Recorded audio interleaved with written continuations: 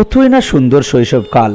সবার জীবনে এরকম একটি সময় পার করে আমরা চলে আসছি। 1990-এর দশকে এরকম কোনো গাড়ি না থাকলেও এরকম আমরা বাঁশ-বেত দিয়ে গাড়ি তৈরি করে অনেক খেলা খেলিয়েছিলাম।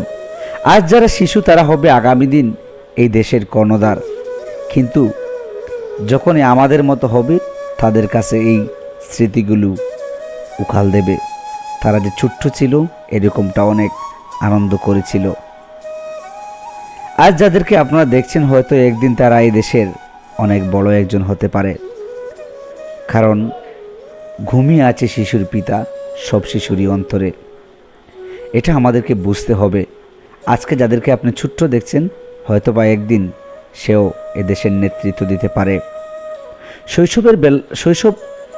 শৈশবকালের কথা এখনও মনে পড়ে। কতই না আনন্দ করেছিলাম, কতই না খেলাধুলা করেছিলাম।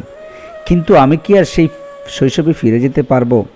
না, আর যেতে পারবো না। এটা শুধুমাত্র কল্পনায় যখন আসে তখনই খুবই কষ্ট হয়। শৈশবটা যদিও ফিরে পাবো না, কিন্তু এই ছোট্ট ছোট্ট বাচ্চাগুলোদের দিকে তাকালে মনে হয় আমিও তো এমন ছিলাম। আমারও তো জীবনে এরকমটা আনন্দ ছিল, আনন্দে মুখরিত ছিল আমাদের প্রতিটি দিন। আজ যাদেরকে আপনারা দেখছেন হয়তো আগামী দিন তারা এদেশের কোনো এক উচ্চ পর্যায়ে গিয়েও কাজ করতে পারে।